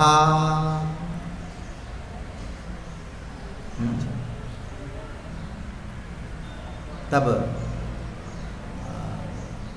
भ्रमर ने कहा, हे राधे सुनो, मैं सच में कहूँ, कृष्ण तुम्हारे विरह में इतना कष्ट को अनुभव कर रहे हैं। जैसे प्रेम बाण को जब किसी का हृदय में स्पर्श होता है एक बिल्कुल हताश हुआ रहता है, उसी प्रकार दिन रात केवल और केवल गोपियाँ राधे आपके विषय में स्मरण करता है। देखो, जब तक हे राधे तुम नहीं आओगे मथुरा, तब तक वो उनका कुछ होने वाला नहीं है। कृष्ण रो रहे हैं आपके विषय में, मैं जानता हूँ। भ्रमर जैसे कहा तो राधा रानी ये श्लोक को कहती है, दिभुविचरहस रसायाम का स्त्रिय तद्दुरापा कतव रुचिरहासभ्रू विजृंभस्यास्यु चरणरज उपास्ते यस्य भूतिर्वयं का अपि च कृपणपक्षे हि उत्तम श्लोक शब्दः। तो राधा रानी जब कहती हैं, मैं जानती हूँ कृष्ण का स्वभाव, क्यों तुम क्या जानते हो भ्रमर, वो एक सेकंड भी स्त्रियों के बिना रह नहीं सकता। अगर उनको मथुरा की स्त्रियां नहीं मिलती तो क्या करें मालूम है, दिव्य स्वर्ग से आ जाएंगे उनके लिए, उनसे नहीं तो भूवि भूलोक में से आ जाएंगे, अगर नहीं तो रसायाम रसातल से आ जाएंगे। कहा स्त्री तद्दुरापा, उनको कौन सा मुश्किल है उनको स्त्री को प्राप्त करने के लिए। कपड़ा रुचिरहासा, उसको उनको प्राप्त करने कुछ करने की जरूरत नहीं, उनको कुछ एक्टिंग करने की जरूरत नहीं। कपड़ा रुचिरहासा भ्रूर्विजृंभस्य यासु, रुचिरहासा उनका सुंदर मुखारविंद से उत्पन्न हुआ जो हंसी है, लेकिन वो हंसी कैसा मालूम है, कपटा हंसी। वो ऐसा नहीं कि प्रेम में वो देख के हंसता है, नहीं नहीं नहीं, बहुत कपट है ये, वो नाटक करने बहुत एक्सपर्ट है। हमको मालूम है ना, हमको हमारे सामने आके हंसा था, मुस्कुराया था, हमारा तो चुरा लिया, हमसे राज किया, सब कुछ किया, बाद में चला गया। कपड़ रुचिरहासा भ्रू, उनका जो भ्रुकुटी है ना, अद्भुत चीज़ है। ऐसे खाली भ्रुकुटी को ऊपर नीचे करते करते वो हर व्यक्ति को आकर्षित करता है। हम तो ठीक है, वो हमको तो भूल गया वो। चरण रज उपास्ते यस्य भूतिर्वयं का, देखो स्वयं लक्ष्मी जी चरण रज उपास्ते, वो स्वयं जिनके चरण कमलों की उपासना जो स्वयं लक्ष्मी जी कर रही है, उनके लिए संसार में ऐसा कौन सा वस्तु दुर्लभ है, मिल जाएंगे जाने दो। वयम का, उसके सामने हम कौन है, भूतिर्वयं का, हमारे अकाउंट में बार कौन पूछता होगा, कोई सोचता होगा क्या, तुम भी मूर्ख हो। ये मत सोचना कि हमको आके तुम मूर्ख नहीं बना सकते, क्योंकि कृष्ण ने हमको मूर्ख बना दिया है और तुम कृष्ण के प्रतिनिधि होके आके हमको वापस मूर्ख बनाओगे, ये कभी मत सोचना। इधर उज्जल्पा, उसके अंदर कृष्ण के जो डबल स्टैंडर्ड है, हरेर कुहकताख्यानम, कुहक कथाख्यानम, कुहक कथा, कुहक नुमना कुहकताख्यानम, गर्व गर्भितस्या श्रेया। गर्व में कहना, जाने देना, हमको कौन पूछने वाला है, हमको जरूरत नहीं, जाओ। गर्व में कहना, सायासूयश्च तद आक्षेपो धीरैरुज्जल्पैर्यते, धीर लोग, विद्वान लोग उसको जल्प कहते हैं। अभी भ्रमर ने कहा, देखो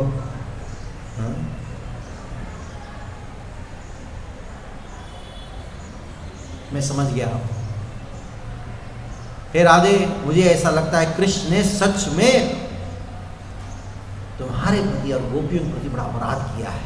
मैं मान गया, अभी तुम्हारे पक्ष में आ गया, लेकिन मेरा निवेदन है, माफ कर दो ना कृष्ण को, माफ कर दो ना कृष्ण को। ऐसा करते हूँ करके वहाँ चरणों के पास आ रहा था ए भ्रमर। तब राधा रानी कहती हैं वृषज सरसि पादम वेद्महं चादुकारे अनुनय विदस्ते भ्यदे दुर्यतिर्मुकुन्दात् स्वकृतैः विश्रुताप्ययपत्य अन्यलोका व्यसृजत् अकृतचेता किं नु सन्देहयन् अस्मिन् सन्देहयन् यमस्मिन्। तो राधा रानी कहती हैं देखो तुम्हारे चरण को भी हटाओ, मेरे चरण से तुम हट जाओ इधर से। हाँ? मुझे समझ में नहीं आता, तुम वेद्म्यहं चाटुकारे विसृज शिरसि पादम, तुम्हारे सर को मेरे चरणों से हटा दो।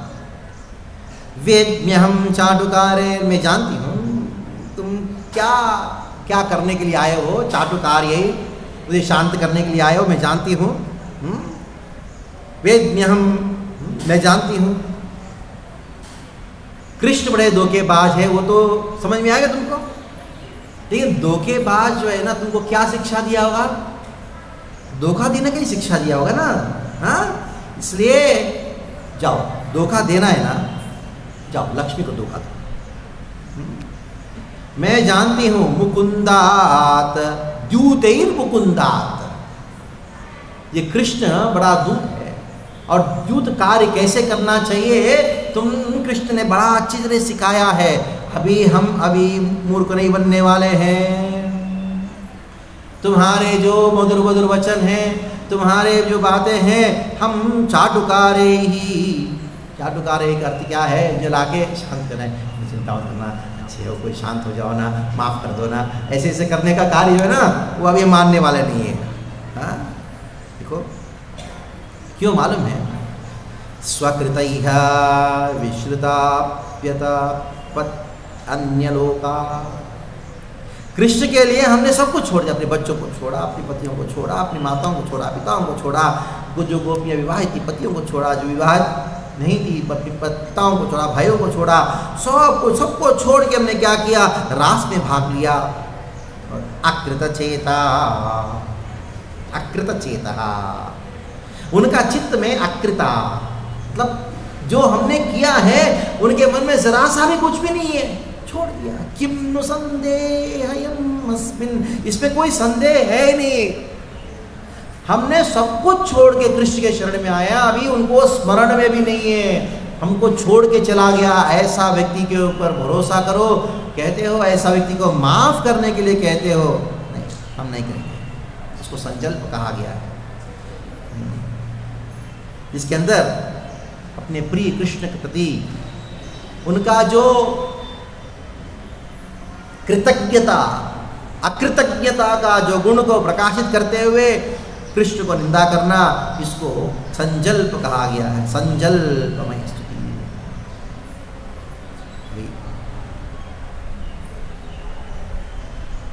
वापस भ्रमर कहती है, मैं मथुरा में बहुत ध्यान से देखती हूँ कृष्ण को। कृष्ण जैसा सरल और मृदु स्वभाव वाला है ही नहीं। केवल और केवल हे राधे तुम्हारे ऊपर ही वो स्मरण कर रहे, तुम्हारे अलावा और किसी के बारे में सोचते भी नहीं है। तब राधा रानी कहती है, मृगयोरिव कपीन्द्रम विवत्ये लुब्ध धर्मा स्त्रियम् अकृत विरूपां स्त्रीजत कामयामां बलिमविबलिम् अट्टवद्वांशवद्यस् तदलमसित शक्यैर्दुस्त्यजस्तत्कथार्थः। देखो ये जन्म का बात नहीं है, मान लो कि ये जन्म में अगर कोई गलती करता है ना, माफ किया जा सकता है, गलती माफ किया जा सकता है, लेकिन स्वभाव, मान लो कोई गलती करती माफ कर, लेकिन स्वभाव ही अगर दुष्ट है तो क्या करेगा बताओ? ये स्वभाव कहाँ से समझ में? जन्मता आता है। इसका पिछले जन्मों का इतिहास बताती हूँ। हाँ, ये पिछले जन्म में क्या क्या किया था बता, तुमको मालूम? तुम क्या मान, पुराण क्या मान, मैं जानती हूँ ना, बता सुनो। मृत्युर्इव कपीन्द्रम क्या किया मालूम है? ये मथुरा में अभी दिखाई पड़ रहा है, लेकिन पहले जन्म की बात है, मैं पौर्णमासी से बात सुनी हूँ। हाँ, ये एक क्षत्रिय वंश में जन्म लिया था राम के रूप में। उन्हें क्या किया? वो जाके एक बंदर को मार दिया। बंदर को मारना मना किया गया है शास्त्रों में, क्योंकि मांस भक्षणीय नहीं है। कि मान लो कोई मृग को मारा अलग चीज है, लेकिन बंदर को मारना वो भी चुप चुप के, ठीक है, बंदर है। स्त्री के वशीभूत होके स्त्रियम अकृत विरूपम स्त्री जितः कामयानाम, उनके स्त्री कामना इस जन्म का नहीं पिछले जन्म का है। सीता के वशीभूत होके उन्हें क्या किया मालूम है? शूर्पणखा एक स्त्री है, उनका नाक काट दिया, उनका कान काट दिया। स्त्री जितः, उसका स्वभाव है स्त्री जितः। इतना ही नहीं, वामन देव के रूप में आया था, यही क्या किया मालूम है? बलिम अभिबलिम अट्टवावेशत्य वंशवत्यस। एक कौवा को बांध के रखते हैं, ऐसे बांधे। किसको बांधा मालूम? जिसने पूर्ण शरणागति को स्वीकार किया, सब कुछ समर्पित कर दिया। बलि महाराज ने अपना सब कुछ समर्पित कर दिया। ऐसे व्यक्ति को उन्होंने बांध के रखा, जैसे कौवे को बांध के रखते हैं, ऐसा बांध के रखा। देखो, इतिहास बहुत महत्वपूर्ण होता है। अगर किसी के बारे में जानना होगा ना, पहले इतिहास जानो। केवल एक जन्म का नहीं, पिछले जन्म की इतिहास जानो। तो ऐसे व्यक्ति के ऊपर आप बोलते हो भरोसा करो, मैं माफ करूंगी। अगर कोई गलती करता है तो माफ करूंगी, लेकिन गलती नहीं है, इसका स्वभाव ही ऐसा, कितनी बार माफ करते रहूं, ये नहीं हो पाएगा। इस बात को आचार्य ने कहा, अवजल्प कहा। अवजल्प का अर्थ क्या है? जिसके अंदर बहुत ईर्ष्या और साथ साथ में भय है। ईर्ष्या और भय के साथ में, और घोषित कर देते। क्या घोषित करते हैं? हरि कृष्ण से प्रेम मत करो, उससे प्रेम करने से बढ़कर कोई गलती है ही नहीं। जो हम बोलते हैं कृष्ण प्रेम सबसे बड़ा हमारा जीवन का लक्ष्य है, और राधा रानी इसमें इस बात पे कहती है, वो गलती कहीं मत करना। कृष्ण से प्रेम करने की गलती कहीं मत करना, क्योंकि वो आपको धोखा देगा, क्योंकि उसका धोखा देना स्वभाव है। गलती करना तो व्यक्ति का स्वभाव होता है, उसको माफ किया जा सकता है। दुष्ट का स्वभाव जो है चेंज नहीं कर सकता, इसलिए ये कहीं मत करना। उनसे आसक्ति उत्पन्न करना, इससे बढ़कर कोई मूर्खता नहीं है। उसको सताम मते ही अवजल्पहा, उसको अवजल्प कहा गया है। आगे देखो, कृष्ण के प्रति आसक्त होने का कितना दुष्परिणाम है। हम तो है, हम तो साक्षी है। हो सकता है हमें स्पेशल केस हो सकते हैं, ऐसा नहीं है। हर कोई व्यक्ति जिसने कृष्ण के प्रति आसक्ति उत्पन्न किया है, उसका गति में सुनाती हूं। ये धनुरुचित लीला कर्णवीयूष विप्लुत सकृदन विदूता द्वंद्वमधर्मा नष्टा सपदि गृह कुटुंबम दीनमुत्सृज्य दीना भवैव विहंगा भिक्षुचर्यां चरन्ति। ठीक है, हम तो ठीक है, स्पेशल केस होता है, हम तो स्त्रियां मूर्ख है, जो भी हो समझो। लेकिन कृष्ण को दुख देने का ये स्वभाव बन चुका है उसका। क्या स्वभाव है मालूम है? हाँ? थोड़ा सा भी उसके प्रति किसी के प्रति आसक्ति हो जाता है ना, उसका जीवन खत्म, उसका बर्बादी शुरू। देखो, अनुचरितम, जिसने कृष्ण कथा को जरा सा भी थोड़ा बहुत भी श्रवण कर लिया, कृष्ण कथामृत को श्रवण किया, गुणगान किया गया ना, कृष्ण कथा का अमृत है, ऐसा किसी सुना, अच्छा ऐसा क्या सुनता हूँ, सुन लिया। हाँ, थोड़ा सा भी, ये एक बूंद भी अगर कृष्ण कथा को श्रवण कर लेता है मन में, तो क्या होता है, सब खत्म। एक दिन इस्कान में आया, कृष्ण कथा को श्रवण किया, अच्छा क्या, सुनते सुनते घर गया, बेचारा वो लड़का बैठा, वो माँ बोलती है बेटा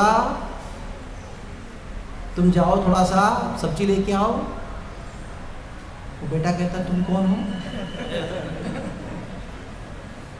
और माँ बोलती बेटा मैं तुम्हारी माँ हूं। माँ नहीं माया हूं। शुरू हो गया बर्बादी। ये द्वंद्व खत्म हो जाता है, ये मेरा है उसका है, सारा द्वंद्व खत्म हो जाता है। ये कौन, ये कृष्ण कथा है ऐसा पता नहीं क्या है कि उनके जो माता पिता कौन है क्या है किसी के प्रति भी जरा सा भी पहचान भी नहीं होता। इतना हद तक क्यों क्या करते मालूम है? घर छोड़ देते, घर छोड़ देते, बोलते तुम्हारा घर है,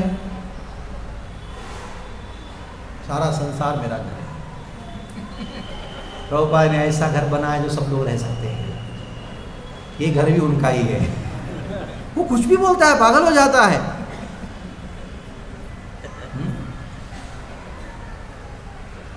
इतना हद तक कि मान लो पति मर गए, पत्नी मर गई, सबको एक दिन मरना ही है। और मान लो कि पूरा असर बर्बाद हो गया, सब कुछ नष्ट हो गया, सब कुछ निकल गया, तो क्या करता है? एक लंगोट पहन लेता है और चले जाता है घर छोड़ के। तो वो भ्रमर कहती है हाँ ना, एक दो लोगों के साथ ऐसा होता होगा। ऐसा नहीं, एक दो नहीं, अनेकों लोग सपदि गृह कुटुंबम दीनमुत्सृज्य दीना। दीनमुत्सृज्य, पत्नी कहती है पतिदेव हमारा क्या होगा, बड़े मैं दीन अवस्था में हूँ। पति कहता है मैं भी ऐसी हूँ, मुझसे कुछ आशा मत करना। बहावह, एक नहीं बहावह, एक नहीं अनेकों अनेकों बहावह। इहा, बड़ा सुंदर शब्द है इहा। तो भ्रमर ने पूछा ये कहाँ मिलेंगे? यहाँ इधर ही मिलेंगे, वृंदावन में मिलेंगे, मथुरा में नहीं मिलेंगे, द्वारका में मिलेंगे। वो अपना देख लेंगे, हाँ थोड़ा बहुत कृष्ण भक्ति करिए, लाइफ बन गया, ऐसा करेंगे। लेकिन यहाँ इधर जो है वृंदावन में मिलेंगे ऐसे पागल लोग। तो इहा विहंगा भिक्षुचर्याम चरंती, भिक्षुचर्याम चरंती। तो क्या करेंगे? भिक्षा मांगेंगे, मधुकरी करेंगे। और भिक्षा मांगते मांगते वो क्या करेंगे? वो तो दुख अनुभव कर रहे हैं। ये क्या करेंगे मालूम है? चरंती, घूम घूम के वो दूसरों को भी कृष्ण कथा सुनाएंगे। वो खुद तो बर्बाद हो गए और उन्होंने ठान लिया मैं सबको बर्बाद करूंगा। वो कृष्ण कथा सुनाएंगे, खुद तो बर्बाद हो गए। कृष्ण लीला पता नहीं क्या है। हाँ? ये कृष्ण लीला जो है वो क्या गन्ने का रस जैसा मधुर है, या वो जहर है, मधुर है, मधुर जहर है, पता नहीं क्या है। वास्तविकता में ये भिक्षुचर्याम जयंती, ये साधुगण क्या करते हैं? खुद तो बर्बाद हो गए हैं और हर जगह जाके कृष्ण कथा सुना के सबको बर्बाद कर रहे हैं। इनका स्वभाव हो चुका है। दूसरों को मारने वाला कभी साधु हो सकता है क्या? पता नहीं, दुनिया बोलती है वो साधु है। तो राधा रानी नहीं, क्या पुराणों में तो है ना, बड़े बड़े ऋषिगणों ने लिखा है ना, व्यास देव ने पुराण रचना किया, वो पुराणों में कहा कृष्ण पूर्ण पुरुषोत्तम भगवान है। तो राधा रानी कहती है कि मुझे मालूम है कृष्ण ने ये भगवान का रोल प्ले किया है। उनको मालूम है जो भी उनके बारे में सुनता है ना, वो सब लोग बहुत दुख के सागर में डूब जाएंगे। और कृष्ण का स्वभाव इसमें पहले कहा था, दूसरों को दुखी देख के पर दुख का सुखी, ये कृष्ण का स्वभाव है। ये संसार में सभी लोग दुखी क्यों मालूम है? हाँ, कारण बताता हूँ। कृष्ण गुस्सा आता है, कृष्ण को अच्छा लगता है। हाँ? और उनको और दुखी करने के लिए क्या करता है उन्हें, कृष्ण साधु को भेज देता है और भेज के बोलता है कि भी कृष्ण कथा सुनाओ, ये और दुखी हो जाएंगे। ऐसा ये जो इस प्रकार के उन्माद में उच्चारण के शब्द हैं, अभिजल्प कहा गया है। अभिजल्प भंग्या इनडायरेक्ट, भंग्या त्यागोचति तस्य खगानाम अपि खेदनात्, खगानाम अपि खेदनात्। जब कोई प्रिय गोपी या कृष्ण जो अपने प्रिय है उनको कहता है कि उनको कृष्ण त्याग करने के योग्य हैं, क्योंकि वो केवल और केवल दुख देते हैं, तक ही खगा, खगा आकाश में चलने वाले जो पक्षियां हैं, जो वो तो मासूम है, वो तो अपने अपनी थोड़ा दाना खाते हैं, लेकिन फिर भी मासूम पक्षियों को पीछे पड़ के मारना उसका स्वभाव होता है। ऐसा कृष्ण का ऐसे प्रकार के जो जल्प हैं उसको अभिजल्प कहा गया है। तब भ्रमर को याद आ गया, हाँ बराबर है, मैं अभी समझ में आ गया अभी। राधे, लेकिन मेरा एक प्रश्न है राधे, तुम इतने बुद्धिमान हो, गोपियां इतने बुद्धिमान हो, ऐसे दुष्ट के साथ ऐसा कैसे आपका प्रेम हो गया?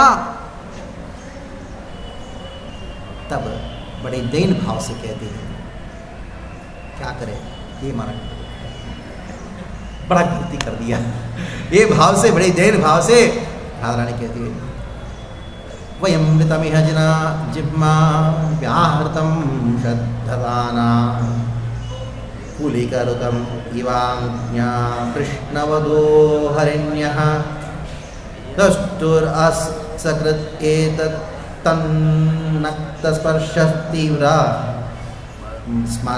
स्मर रुचा उपमन्त्रीन् अन्यताम् अन्यवार्ता। तो राधा रानी कहते हैं कि ये हमारी मूर्खता है, ऋतम, हमने सत्य माना, कभी भी कृष्ण जो बोलते उसको सत्य मत मानना। हम साक्षी है, हमने बड़ा गलती कर दिया। क्या गलती किया कि हमने उनकी बातों को सत्य माना। वयम ऋतम इवा, ऋतम मतलब सत्य करके मान लिया। कौन से बातों को माना मालूम है? न पारयम निरवध्य संयुजाम, ए राधे गोपिया आपकी रण को कभी मैं झुका नहीं सकता हूँ, ऐसी बातों को हमने सत्य मान लिया। कृष्णवधो, जैसे कोई एक हिरण है, हिरण को अपनी पतियों के साथ में है, हिरण तो एक बांसुरी बजाता है और भाग भाग के आती है तो उसको मार देता है। ऐसे ही कृष्ण ने क्या किया, उनकी वचनों के द्वारा हमको आकर्षित किया और उनके काम भावनाओं के द्वारा हमको उन्होंने मार दिया। असकृत एतन् नखस्पर्शति, कृष्ण ने नखस्पर्श, जैसे बाण का स्पर्श से वो हिरण मर जाता, उसी प्रकार उनके नखस्पर्श, हमारे साथ रास किया था, रमण किया था, सुरत्र लीलाएं किया थे, ऐसे उनके नखस्पर्श से हमारा हमको मार दिया। स्मररुजा उपमन्त्रीं अंग्यताम अन्यवार्ता, अंग्यताम अन्यवार्ता। देखो अभी बस, हे अगर तुमको बात ही करना है ना, कृष्ण को छोड़ के किसी और के विषय में बात करें, क्योंकि अगर तो और बात करोगे हम प्राण त्याग कर जाएंगे, बस हमारे समझ सहन नहीं हो पाएगा। ये तुम्हारा कृष्ण कथा जो है, जो तुम हमको कृष्ण का स्मरण दिला रहे हो, ये हमको बिल्कुल अच्छा नहीं लग रहा है। अभी बस अभी हम मर जाएंगे, तुम आओ कुछ किसी और के बारे में बात करो। इसको कहा गया है आजल्प कहा गया है। यानी अगर कोई कृष्ण के बारे में कहता है तो उस समय गोपी कहती है नहीं नहीं नहीं, बस किसी और के बारे में बात करो, क्योंकि जितने वाक्य कृष्ण के बारे में कहोगे वो हमारे हृदय को बांध के स्पर्श करके हमको मार देता है। ऐसे इसी भाव को गोपी गीत में भी चर्चा किया जा सकता है। तव कथामृतम, इसका दो प्रकार की व्याख्या है। तव कथा, आपकी कथा जो है अमृत के समान है, उसकी वजह से हम जी रहे हैं। कुछ गोपियां कहती है, कौन सी गोपियां कहती हैं? दक्षिण भाग गोपियां कहती है, चंद्राल पक्ष गोपियां कहती है। वही श्लोक का दूसरा अर्थ के अनुसार तव कथा मृतम, आपकी कथा जो है उनको मार रही है। कौन कहती है? राधा रानी के पक्ष गोपियाँ कहती हैं। उसी बात को इधर किया जा रहा है अभी। और 3 श्लोक है, इसको 2 श्लोक है, चर्चा करें अभी। वापस रू करके राधा रानी के पास आए, बहुत प्रेमोन्मत्त होते हुए। तो अचानक क्या हुआ, राधा रानी प्रेमोन्माद में वो भ्रमर दिखाई नहीं पड़ी। और उस समय वो भ्रमर की विरह में बड़े दयनीय भाव में राधा रानी ने श्लोक को उच्चारण करती है। प्रिय सखा पुनरागा प्रेयसा प्रेषित किम वराय किम अनुरंधे माननीयोऽसि मेंगा नयसि कथमिहासां दुश्चजद्वन्द्वपार्श्वं सततं रसि सौम्य श्रीवधू साकमास्ते। और जैसे वो गायब हो गई, दिखाई नहीं पड़ रही थी वो भ्रमर, समय श्रीमती राधा रानी बड़ी दुखी हो गई। वो सोचने लगी, अरे रे मैंने बहुत कठोर वचनों को बोला होगा। प्रिय सखा पुनरागा प्रेयसा प्रेषिता, एकदम भ्रमित हो के अचानक वो भ्रमर वापस दिखाई पड़ती है। तो समय हाँ हे प्रिय सखा पुनराघा प्रेयसा प्रेषित ही किम, क्या कृष्ण ने वापस भेजा है क्या मुझे मेरे पास? हे मधुपा, तुम गई थी ना अभी, दिखाई नहीं पड़ती। मथुरा जाके कृष्ण से मेरे बारे में कुछ कहा होगा। तो कृष्ण क्या कहा होगा? क्या वापस कृष्ण ने भेजा है क्या? दूत के रूप में मुझे बुलाने के लिए भेजा है क्या? वरे कि मरुंधे माननीयोऽसि मेंगा। देखो क्या करना है बताओ, मैं क्या जाऊं नहीं जाऊं? ये बताओ हे भ्रमर, तुम क्यों वापस आए हो? देखो कृष्ण का संग को त्याग करना बहुत मुश्किल है, मैं जानती हूँ। श्री, इसलिए स्त्री जो है वो उनकी छाती के ऊपर रहती है। हम जानते हैं हे भ्रमर, कृष्ण के बिना हम एक क्षण भी नहीं रह सकते। भ्रमर ने कहा, अगर मैं कहूंगी कि मथुरा चलोगे, मथुरा जाना चाहते हो? तो राधा रानी ने कहा हाँ मैं चलूंगी। और जैसे राधा रानी ने एक बार भ्रमर को कहा कि मैं चलूंगी, तुरंत उनके मन में आया नहीं जाऊंगी, क्योंकि जैसे मैं मथुरा जाऊंगी हे भ्रमर, देखो क्या होगा मालूम है? कृष्ण को देखूंगी। और कृष्ण क्या करता होगा मालूम है? वन्य मथुरा के स्त्रियों के साथ रमण करता होगा। उसको देख के मुझे फिर वापस सहन नहीं हो पाएगा, इससे बस मैं नहीं जाऊंगी, जाने दो। देखो वैसे कृष्ण के बिना एक क्षण भी नहीं रह सकते हो, लेकिन अभी कृष्ण के मिलने जाऊंगी तो कृष्ण को अन्य गोपियों के, अन्य स्त्रियों के साथ संग करते, मथुरा की स्त्रियों के संग करते हुए देख के मुझे सहन नहीं हो पाएगा। इसलिए हे सौम्या, जाओ जाके लक्ष्मी को कहना उधर ही रह जाए, उनके साथ में रह जाए। हम तो ऐसे इधर ही कृष्ण विरह को सहन करते हुए हम दुखी होंगे, क्योंकि हमारा दुख जो है कृष्ण को आनंद का कारण होता होगा। जाने दो, बड़े दैन्य भाव से दुश्चज द्वंद्व भावेस्मिन् प्राप्तिर नारहेत अनुबद्धम अनुदत्तम दूत सम्मानेनोक्तिम यत्र सा प्रतिजल्पकः। इसको प्रतिजल्प कहा गया है, जिसके अंदर एक दूत को बड़े दैन्य भाव से कहती है जाओ मैं कृष्ण मिलूंगी नहीं, जाओ बोल देना तो मैं मिलने नहीं आ रही हूँ। मिलने की तीव्र इच्छा है लेकिन मिलूंगी नहीं। ये बात को इच्छा होने पर भी कृष्ण को तिरस्कार करना, ये प्रतिजल्प कहा गया है। अभी बड़े दिव्योन्माद में कुछ भी बोल रही है, मैं कुछ भी बोल रही हूँ, लेकिन जो मुझे पूछना था वो नहीं पूछ पाई। यह वाला आखिरी श्लोक में 10वां श्लोक में कृष्ण के विषय में पूछती हैं। आपिबद मधुपुर्याम आर्यपुत्रो धनुस्तां स्मरति स पितृगेहां सौम्यबन्धूं स गोपान् क्वचिदपि स गतान किङ्करीणां गृणीते भुजमगुरु सुगन्धं मूर्जनादस्तकदानु। अपिबद मधुपुर्याम आर्यपुत्रो धूनास्ते। देखो कृष्ण अभी मथुरा में रह गया। अपिबद मधुपुर्याम आर्यपुत्रो धुनास्ते, अधुना अभी उधर रहने लगे। मेरा एक प्रश्न है, हे मधु, हे भ्रमर, मेरा कुछ प्रश्न है।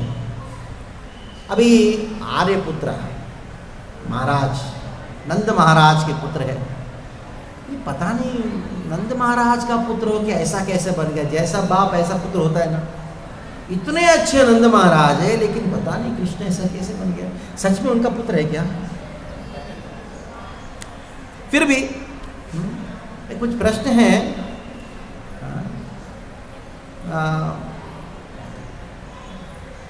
पता नहीं नंद महाराज भी छोड़ के चले जाते होंगे। राधा रानी ने नहीं पूछा क्या कृष्ण उधर सुखी है क्या, सीधा अपने पूछी राधा रानी ने उस भ्रमर से। तो कृष्ण तो ऐसे मथुरा को छोड़ के, व्रज को छोड़ के मथुरा में चले गए। तो कृष्ण आ सकते हैं, लेकिन फिर भी मुझे नहीं लगता आएंगे तो नंद महाराज के लिए आएंगे, हमारे लिए तो नहीं आएंगे। लेकिन फिर भी क्या हमारा स्मरण करता है क्या वो?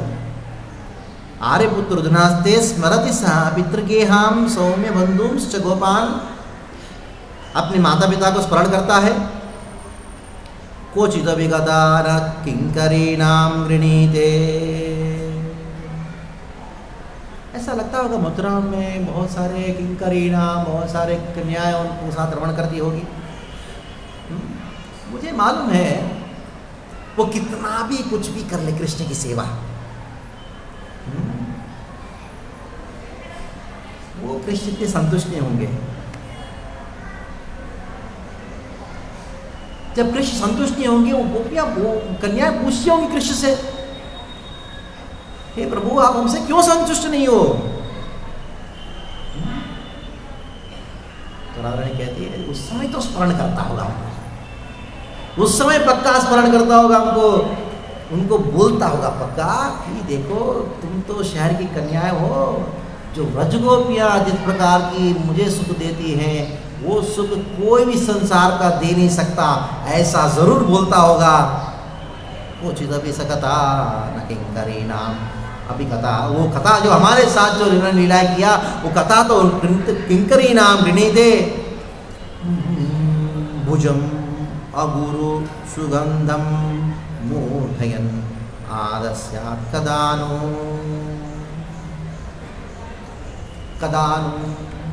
कब कृष्ण इस प्रकार बोलेंगे, कब कृष्ण वापस आएंगे और उनके कर कमलों को हमारे सर के ऊपर रखेंगे।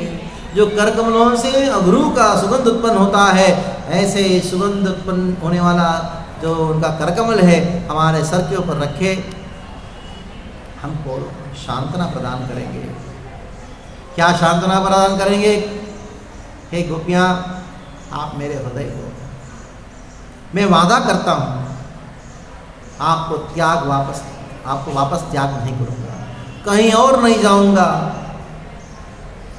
इस संसार में तीनों भुवनों में हे गोपियाँ, तुम जिस प्रकार मुझे प्रेम करती हो उस प्रकार के प्रेम भक्त, तुम्हारे इस प्रकार के सद्गुणों वाली भक्त इस संसार में कहीं प्राप्त नहीं होंगे। ये कृष्ण कदानु, कब ये बात कहेंगे? ये सार है। कदा कदा तव नाम ग्रहणे भविष्यति, कब होगा वो समय जब कृष्ण आएंगे और सर के ऊपर रखेंगे, तुमको त्याग नहीं करूँगा। हम तो कृष्ण को त्याग करने की बात तो छोड़ो, कृष्ण आके ऐसी भक्ति जो गोपियों के हृदय में है, उस भक्ति को सारा जगत को शिक्षा देने के लिए भगवान प्रकट हुए।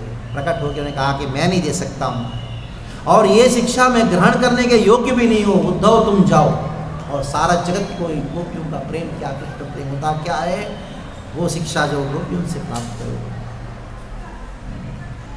इसको सुजल्प कहा गया है। बड़े खूब डांट के बहुत गाली गलौज करने के बाद लास्ट में क्या हरि बहुत दीन भाव, दयनीय भाव से, बड़े गंभीर भाव से कब आएंगे, आके हमको प्राप्त करने की जो लालसा हमको कब सुनाएंगे, हमको प्राप्त करने की जो लालसा है वो हमको कब सुनाएंगे, कब होगा। ऐसी भाव के साथ ये 10 श्लोक पूर्ण होता है। पूर्ण कब हो नहीं सकता, क्योंकि पागल व्यक्ति का वचन पूर्ण नहीं हो सकता। गोपियां जो है मत्तालिको कृष्ण प्रेम में मदमत हो चुके हैं, ऐसे उनके वचन पूर्ण हो सकता है क्या। उद्धव ने श्रवण किया, करने के बाद उद्धव ने सोचा मैं आया किसके लिए। कृष्ण के वचन तो सुनाया, वापस आगे सुनाते हैं उद्धव। सुनाने के बाद उद्धव ने सोचा तो कृष्ण मुझे क्यों भेजा, समझाने के लिए भेजा या समझने के लिए भेजा है। मुझे लगता है कृष्ण उनको समझाने के लिए नहीं भेजा बल्कि समझने के लिए भेजा है। प्रेम होता क्या है वो समझने के लिए भेजा है। लेकिन इस जन्म में तो संभव नहीं है, मेरा इस प्रकार का प्रेम मुझे संभव नहीं, प्राप्त होना संभव नहीं है। संभव तभी होगा जब उनकी चरण कमलों की धूली मेरे सर के ऊपर हो। इसलिए मैं अभी लता पता के रूप में रहूँगा व्रज में। जब गोपियाँ कभी इधर उधर घूमते घूमते फूल तोड़ने के लिए कुसुम सरोवर आएंगी और उस समय उनके चरण कमलों की धूली मेरे सर के ऊपर हो जाए, मिल जाए, तो मैं अपने आप को भाग्य मानता हूँ। ये 10 श्लोक है। आज जन्माष्टमी के दिन हमारी ये जो चर्चा है उससे कृष्ण प्रसन्न है ऐसे मानते हुए उसको आज की कथा को विराम करेंगे। हरे कृष्णा कृष्णा कृष्णा हरे हरे, हरे राम राम राम हरे हरे। अभी बैठिए, एक बहुत सुंदर नृत्य होगा।